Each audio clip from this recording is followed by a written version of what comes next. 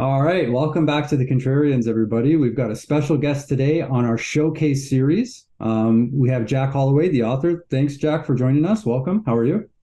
Oh, I'm great. It's great to be here. Yeah, thanks for having me on. Awesome. Excited to have you here. Yeah, this is one of our episodes in our series where we interview folks. We find out a little bit more about them. Sometimes they have projects going on that we get to find out about, and today is no difference. Jack is an author, among other things, and Jack wrote the book Hands of Doom, which I have a copy of right here. It's a great book. It's a theological look at the lyrics and songs of Black Sabbath. So it's called Hands of Doom, and Jack is the author, and we're going to talk about this, and we're going to find out a little bit about Jack today. Are you ready, Jack? Oh, I'm ready. All right. Why don't we start? Let us know a little bit about yourself. Who are you? Where are you from? So I'm based in Brooklyn. I've been here for about 8 years, but I grew up in the Pacific Northwest. I was born in Portland and spent most of my time in the broader Seattle area. I grew up evangelical Christian, so I wasn't allowed to listen to Black Sabbath when I was, discovering the music that I liked. Um, but eventually I discovered it, and when I was discovering I was in seminary and I was taking classes on apocalyptic literature, and so I was learning about them at the same time, and that experience was really great because it allowed me to see a depth of Black Sabbath, um, while I was being introduced to the wonder of the music. It was like adding a layer that I saw the way in which it was its own kind of apocalyptic literature. So yeah, so that eventually, uh, over getting my degree and making friends here and there, that I met a publisher who does this series on pop music and theology, and he just happened to hear me nerding out about Black Sabbath and apocalyptic literature and thought it was a great idea for a book. So Yeah, so you're obviously very educated on theologies. Can you share some of your background on that? Like you have a degree in theology, or where did that come from? yeah, so I went to Regent University in Virginia Beach, Virginia, and that's Pat Robertson's university. So real conservative, generally speaking. And I went in as an English major, but I have ADHD. So as soon as I get interested in something, I can't get off of it. And I got really interested in biblical studies and I couldn't get off of it. So I ended up doing my degree in that.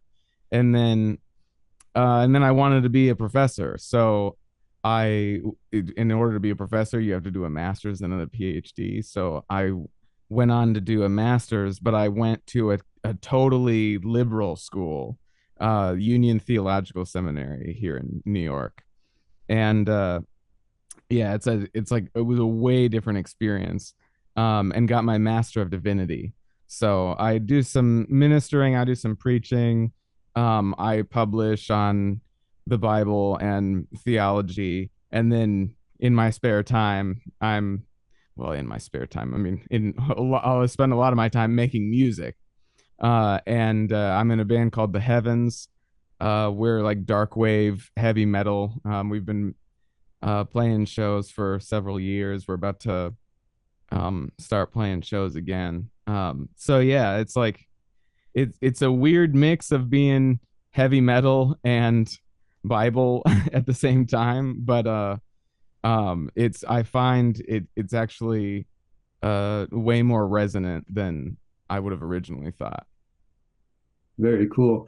It's funny, I can identify with you because like I went to Catholic school and I wasn't allowed to listen to Kiss when I was a kid because my mom basically just based on the way they looked, because they look more demonic than they Yeah. actually are. They're more of a rock and roll type band Yeah. than like a metal band or a death metal or Satanists or anything like this. But that growing up and not being allowed to listen to Black Sabbath, I have two questions. A, what drew you to Black Sabbath? And B, how did the parameters around what you're allowed to listen to impact the way that that you had this relationship with Black Sabbath? Like, did it obviously pushed you closer to the band? So I don't know if you can Yeah. answer either of those questions or both. Yeah, no, that's a really great. There's like a couple of questions there. Um, the first one, what drew me to Black Sabbath? Uh, so it beyond, just being like pretty well known, I had a friend of mine who's a really big fan of the Dio era. And so he was just crazy about that. So I discovered that originally, and I liked it, but that like 80s metal wasn't really my thing at the time. But then I was watching the show Fargo, and season 2 of Fargo, I think, there's a there's a scene where War Pigs plays, and man, if that wasn't just the greatest song I'd ever heard. Like I was like, what the fuck? This War Pigs, this song is amazing. And so it basically was through War Pigs. And of course, like at the same time, like I said, I was studying apocalyptic literature, and like War Pigs is probably the greatest piece of apocalyptic literature of the 20th century. So like it was really exciting to discover those at the same time. But then to kind of go back to your other question about uh the the limits on my music listening growing up, and how it shaped my relationship to Sabbath. Um well, first of all, like because I was so restricted in so many ways, I had to get really creative about how I discovered music and about how I listened to music. So I would rent CDs from the library and then like hide them under my bed. And I rented like David Bowie, Ziggy Stardust, and like I'd be listening to it in my Walkman. It was and that I had this wonderful secret relationship with my CD book, and like with the my bag with all the CDs from the library. And it forced me to be very curious about music and to like really go on deep dives. So anytime I started to like an older band, like David Bowie, I I wouldn't just stop there. I would just keep going and then keep listening. And I found that there were some oldies that my dad wouldn't mind me listening to. There was like some 60s, some 70s stuff, certainly 50s, that he basically thought was harmless. So I could listen to like the Beatles and Bob Dylan. Um, but it was like the newer you got, and of course, the harder, the heavier, the darker you got, like it was like none of that was okay. But as an adult, it's like I'm still the same way toward music. It's like I'm very insatiably curious about music, and when I get on something, I really deep dive. And so that's essentially what happened with Black Sabbath. And of course, like I think the love affair there was the further I went diving into Black Sabbath, the more I discovered, and the more that I just loved it. And it just kept giving. It was the gift that kept on giving. So yeah, that's would be my answer to that. Yeah, that's incredible. There was other stuff I had to hide under my bed, but never. Well, like I would hide Kiss t-shirts under my shirts to go to school because my mom wouldn't let me wear Kiss t-shirts to school, so I would hide it. Like I'd wear a shirt over top when I was in Catholic school in grade school. But okay, I was actually going to ask you like what bands were you allowed to listen to, but you kind of covered that. But like other than Sabbath and David Bowie, like what are some of your favorite bands? Well, some of the stuff that it was even interesting because my dad wouldn't just stop at like Christian bands, like, oh yeah, you can listen to Christian bands. It was like, okay, you can listen to Christian metal bands, but we have to sit down and talk about the theology of the lyrics first. So that was maybe that's also why I'm a theologian. Is like I had to get really good at like defending the bands that I wanted to listen to on that basis. But like I could listen to The Chariot, but I couldn't listen to Norma Jean, which if you know those two bands, is pretty incredible because Josh Scoggin started Norma Jean and then later started the Chariot. But there was like some elements in a Norma Jean album that my dad thought were demonic, but like the Chariot, I was able to defend my case there. um, but yeah, so those were two of my favorite bands when I was growing up for sure. These days, I listen to a lot of different things. So I listen to a lot of jazz. Like I every morning I sit down and read, and I put a jazz record on. It's like my morning ritual. So I really love Miles Davis. I have like a huge collection of his records. Hugh Masekela is another. I mean, I think he's insanely underrated. I love Black Sabbath. I love Ozzy. Blizzard of Oz is just to me one of the greatest. I was just watching the video y'all did on the Ozzy albums and Bark at the Moon versus Blizzard of Oz or whatever.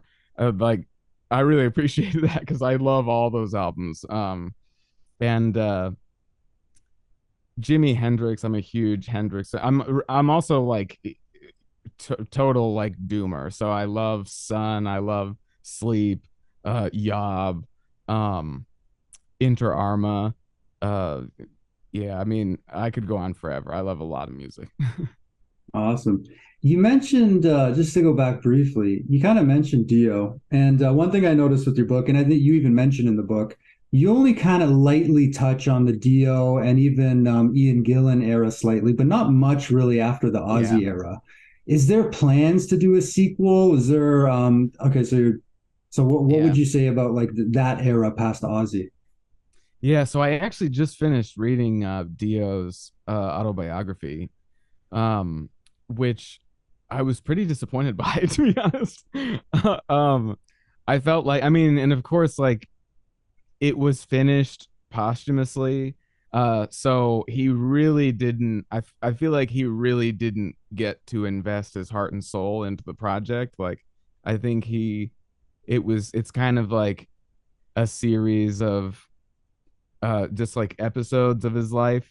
And then like I feel like the ending is kind of rushed.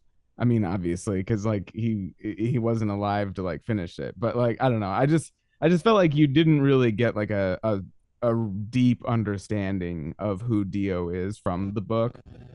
But I'm really excited to write about him because he himself is also something of a theologian, and when he talks about religion and philosophy, it's like so interesting to me. So in the next well, I don't know if it's going to be like the immediate next book, but I'm starting to work on a project where I'm going to dive deeper. I'm going to have like a chapter on Geezer, a chapter on Ozzy, a chapter on Dio, and then like it'll more broadly be like a religious history of metal, especially doom metal. I want to talk about Sun. Uh, I want to talk about this band Pagan Altar, which I think is like the most underrated doom metal band of all time. Um, and yeah, so I talk about them a little bit in the book, but yeah, the struggle with the book was there's just so much to talk about with Black Sabbath, and it was like the books are in this series are supposed to be short, so I was limited to like 110 pages, and the book is 150 pages. So like I already went like well over the book length. So yeah, I'm really excited to like keep exploring the topic. Looking forward to it. That's going to be amazing. What did you find the most interesting in your doing research for this book? Like, what were some of the things that you discovered that you thought was very interesting? Um, well, like you said, you grew up in a Catholic church. Geezer Butler also grew up in the Catholic Church, and I think what I found surprising, um, first, I guess, in as I was started pulling on the yarn, was just how deliberate Geezer Butler was as a theologian. Like, and he says he doesn't believe in God, um, and that he's not a Christian, which is like fine. But he still has his own spin on Christianity and his own take on God and theology and his own kind of read of history, which I think is like very prophetic and very biblical. So like even if it's not theistic, it's like it's biblical, it's like more broadly religious, you might say. I don't love that word, but you might say. Um so I think, yeah, that what was surprising is I mean, it wasn't super surprising because it really comes through in the lyrics, but like if you read the lyrics for After Forever on Master of Reality, it's like pretty bizarre how blatantly Christian it is. You know, like user, but like, do you think are you afraid your friends will ask that you believe in God above or whatever? Like, are you afraid of like being humiliated for believing in God? God is the only way to Like, love. yeah, yeah, and it's like, yeah, God is the only way. That's the title of the last chapter, and it's just so funny that like their Ozzy is like with the same fervor that he's like uh singing Iron Man, he's like singing about God. You know, one of my favorite songs is Lord of this World, and it's like your world was made for you by someone above, but you choose evil ways instead of love. You made me master of the soul, or you made me master of the world where you exist. The soul I took from you was not even missed.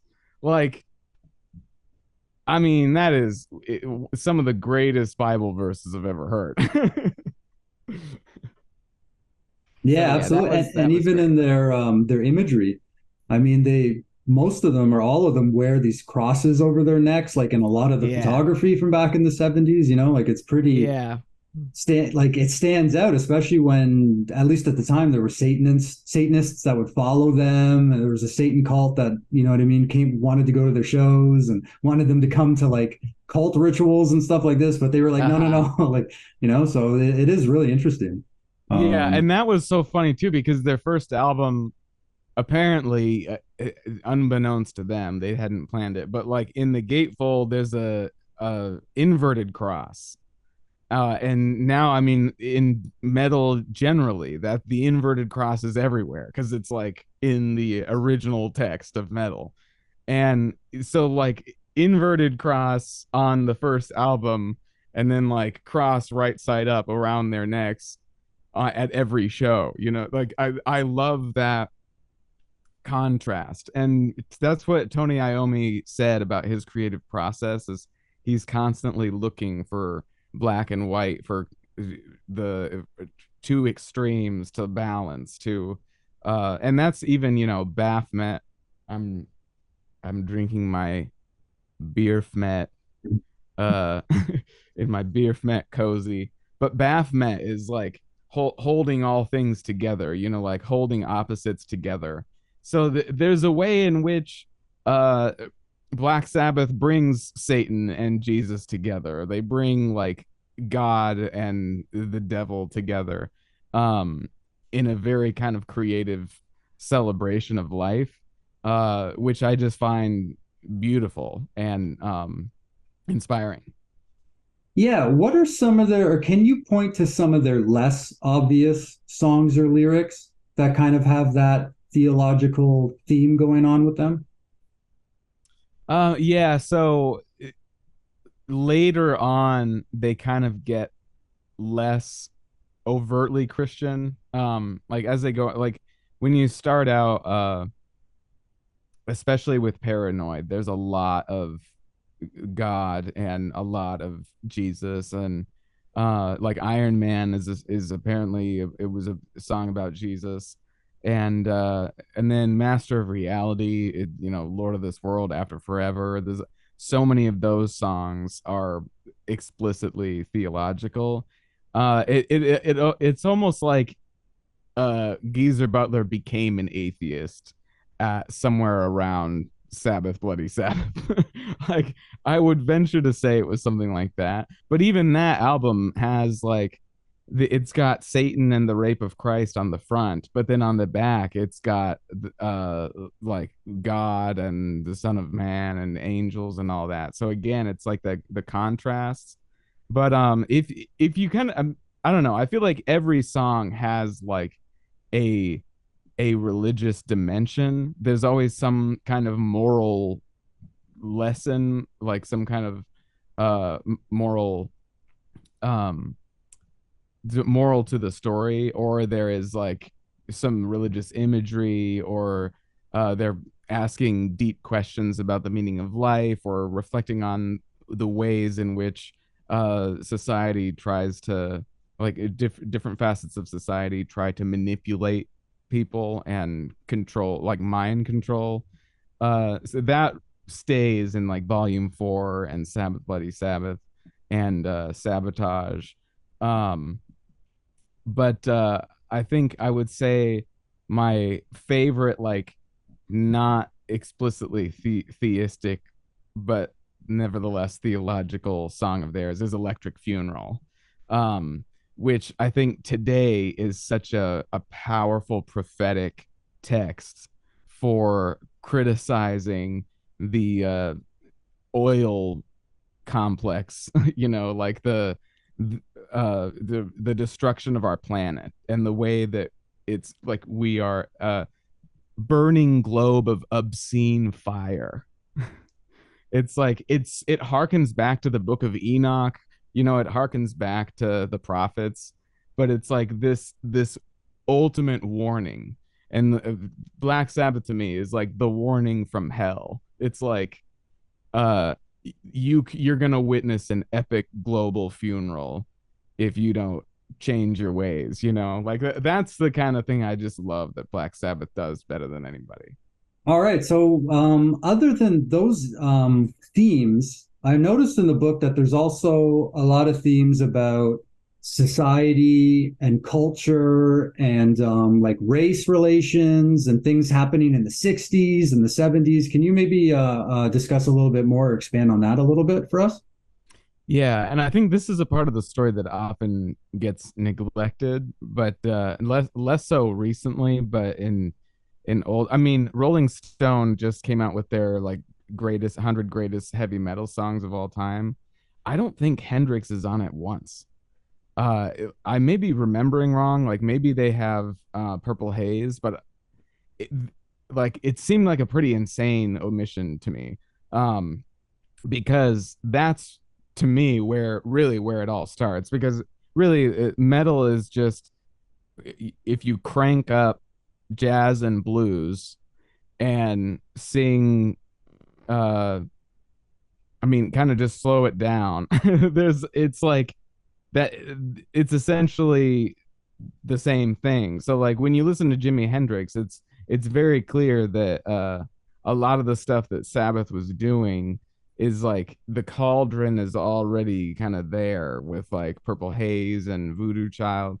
And so I wanted to talk about um the cultural borrowing in Black Sabbath, and the way in which, like economically speaking, the success of Black Sabbath is due so much to the contributions of African American musicians, blues musicians, and jazz musicians. And how this cultural I mean, it starts with the Beatles, and it gets further with Led Zeppelin. And I mean, Black Sabbath, they were really inspired by Led Zeppelin in a lot of ways. And the Beatles and Led Zeppelin really opened up the music market for the UK in a way that just wasn't happening before then. Um, and what did it was they played African American music. They played blues music. On the first Led Zeppelin album, it's a bunch of blues covers, and sometimes specifically like mimicking. There's a minstrelsy element to it. Um, and so, but in any case, Black Sabbath explodes because the market was already pretty fresh for like hard blues from Brits, hard Brit blues. So I wanted to talk about that. And so I tell kind of like that story, and I go back to Robert Johnson and Sister Rosetta Tharpe and Bessie Smith and Jimi Hendrix. And then and then I turn and I talk about uh the Osbournes. Ozzy and Sharon, and like Sharon's like recent controversy with race, because she had apparently made racist comments like behind the scenes, and they I think what had happened was the crew was threatening to come forward with those or something like that. But on air, she said that Princess Meghan was lying about experiencing racism from the royal family. And then when she was like kind of challenged on it, she pushed back pretty hard. And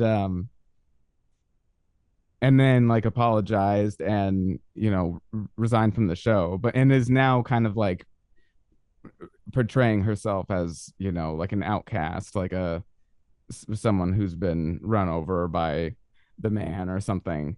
And Ozzy, of course, like very just um half thinking like support, just like hashtag team Sharon, so like I looked at all that and it's like these are millionaires who made all of their money uh on the backs of people who were poor all their lives, and faced racism all their lives. And the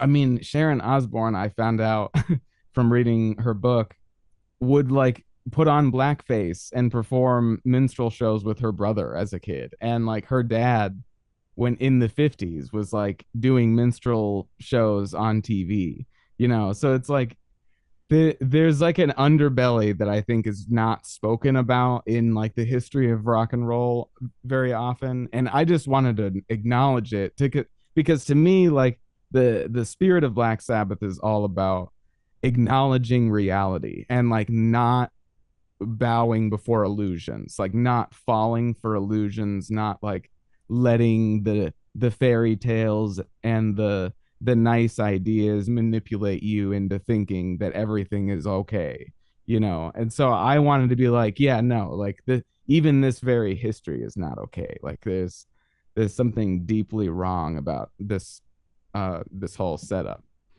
So yeah, that's my kind of racism and Black Sabbath rant.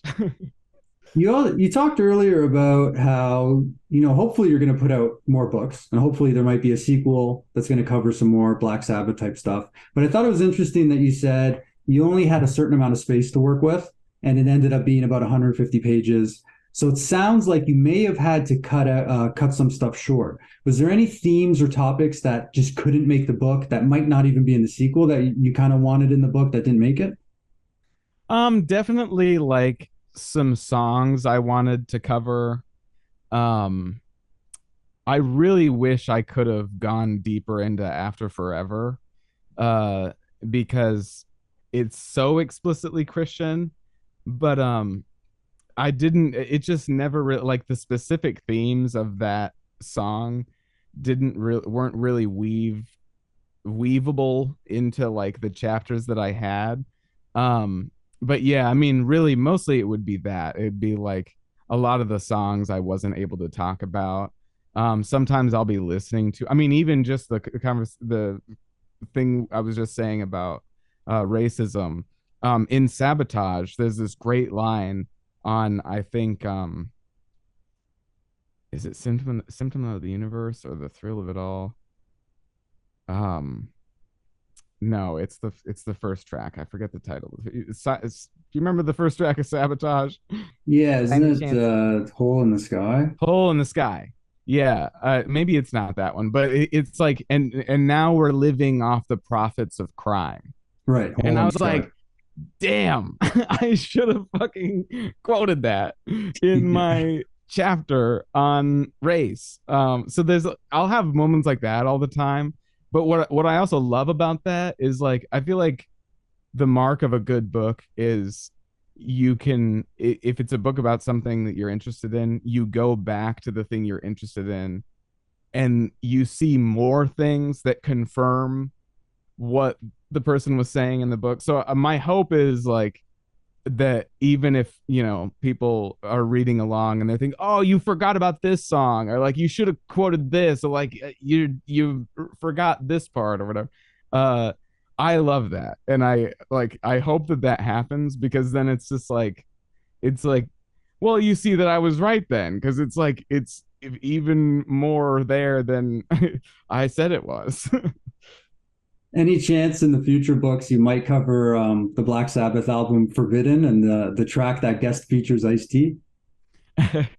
So I definitely, there's I want to research more the history of like um Black Sabbath's reception in hip hop, because yeah, um Ice-T loves Black Sabbath, and like it pops up, so they pop up several times. I'm not gonna like sample snitch, but there's like some Ice-T songs where Black Sabbath pops up, and so yeah, I think, I don't know if I'll necessarily write about it, but there's definitely a whole history of like, I mean, even T-Pain recently just did a cover of War Pigs, and uh Geezer shared about it.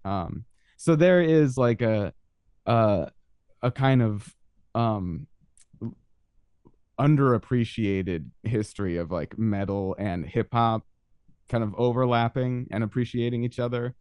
And certainly it's the case with Black Sabbath. So you're right, like it would be worth talking about. Any books or authors that influenced your style? Any favorite My books? style? Um, oh, I have plenty of favorite books. I will say one person I wish I had read before I had published the book was Joe Bongiorno, who published. He's publishing the series, Black Sabbath, the Illustrated Lyrics. There's 2 volumes out now. He's gonna have a volume for every Black Sabbath album, which I think is just an insane amount of work. I don't know why he would want to do that, but he self-publishes, so he does it all himself. And they're great books. I thought when I saw the illustrated lyrics, I thought it was like gonna be mostly a picture book. So I wanted it for that reason, but I wasn't like rushing to it for research purposes. But he talks all of, I mean, his second volume is about the album Paranoid, and it's called the illustrated lyrics, songs of protest and apocalypse. And I was like, protest and apocalypse, that's my whole book. And he talks about catharsis and lament and all that. So yeah, those two, I would definitely check those out. His first 2 volumes, those are the only ones that are current, that are already published. But yeah, I think, I don't know, I really like essays, and I like a good um a good essay that's like not really about one thing in particular. It's not like, here's my thesis and here's the support A, exhibit B, and then here's my conclusion, having confirmed my thesis. Like, I find that's writing kind of like very boring. I like to meander and like kind of stream of consciousness a little bit, and talk about a lot of different, like touch on a lot of different subjects at once. So I really appreciate when other books do that. I think probably my favorite author is James Baldwin, and he's especially good to me at doing that. So he's a huge influence on my style for sure. But Friedrich Nietzsche is such a great writer as well. He's like got a lot of uh like, he's a mixed bag. I wouldn't sign on to everything he has to say, but like, I love the way that he writes. I like philosophers that write clearly and express themselves in ways that anybody can understand. Um so yeah, there are but yeah, I mean, I could go on and on about books too. So I should probably stop there. Yeah, that's all good. Hey, you can pass if you want, but has your pop read the book, and what does he think about your career now? I haven't spoken to my dad in 3 years. Okay, sorry to bring that But up. no, I mean I'm gonna write about that too.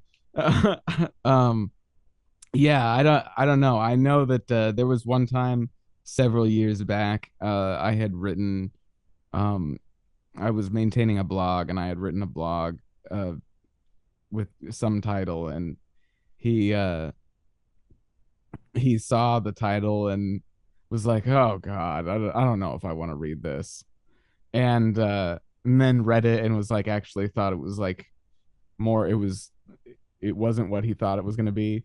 I feel like if he has read it, it's something like that, like, "Oh God, Black Sabbath, what has this kid gotten himself into?" And then like has probably appreciated it. Like my grandfather called me after reading it, and he's like such a gregarious, hilarious person, and he left me a voicemail, and he just goes, "I read your book.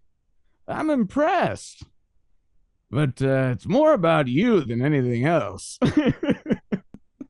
Do you agree with that? I was like, "That's probably true. It probably is more about me than anything else."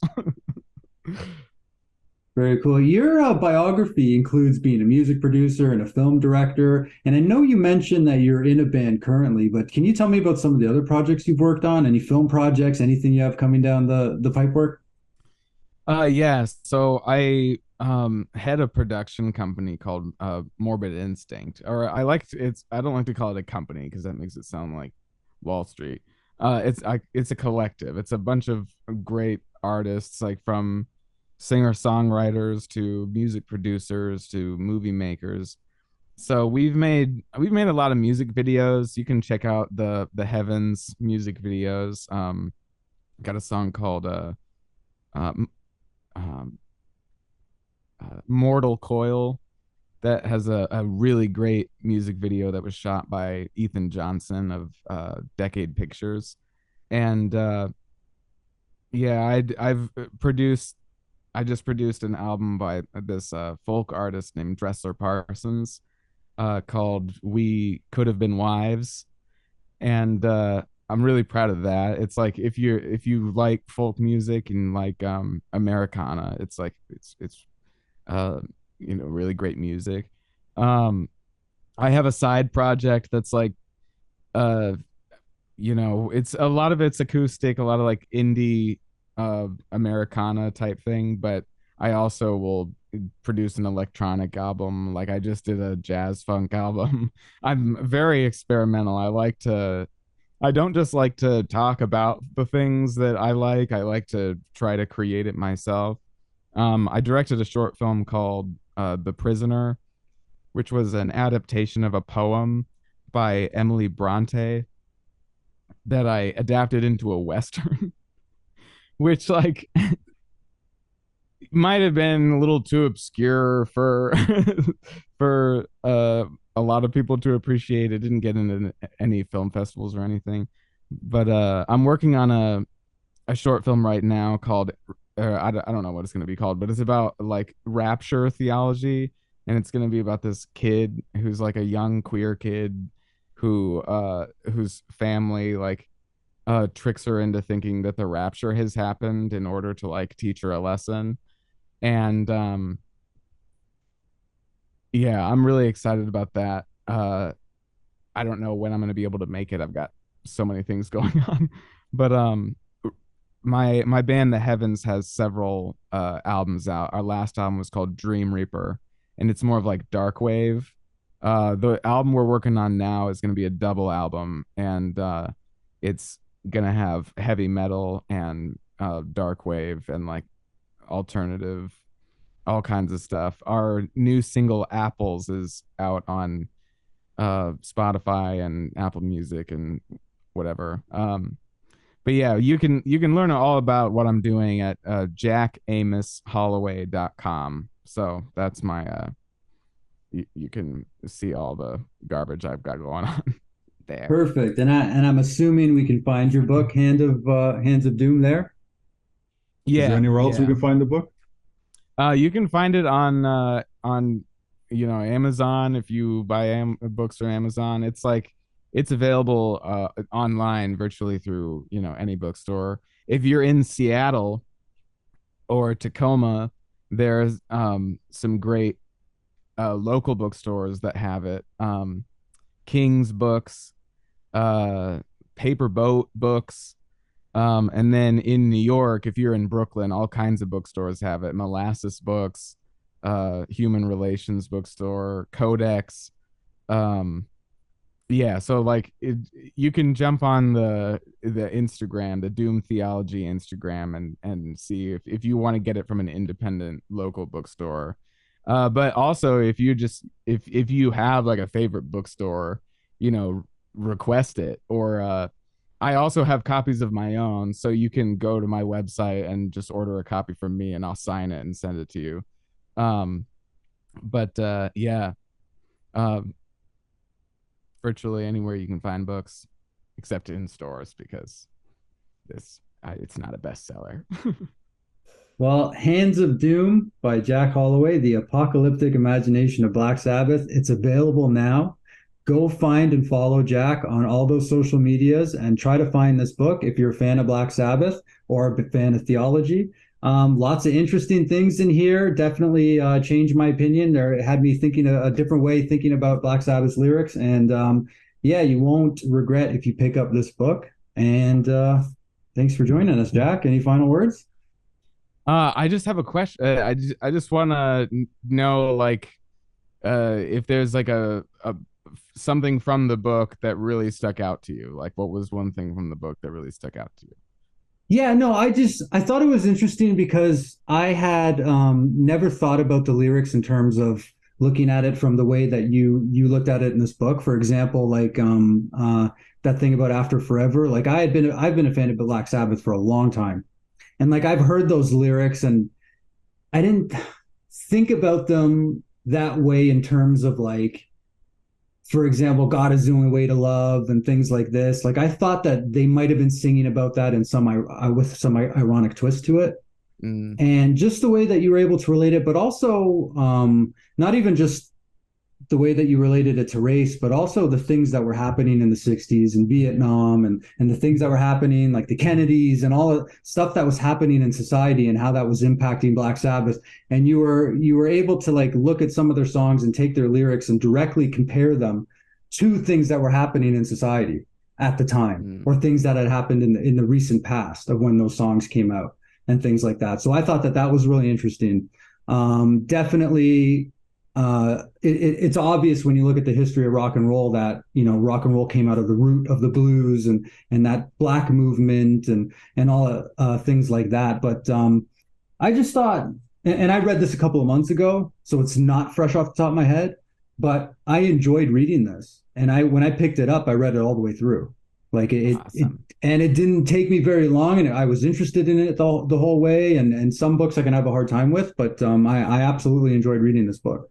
So I suggest to anybody, if you're a fan of Black Sabbath, and you want to get to know the lyrics on a deeper level, then maybe in a level that you didn't expect, I would suggest picking this up. And I think there's a PDF version of it available, right? Yeah, you can get it. You can get online version as well. And well, thanks for your thoughts. I'm really excited that one of the things I'm working on now is an analysis of the way that thrash metal criticized the Reagan era and the U.S. involvement in the Cold War.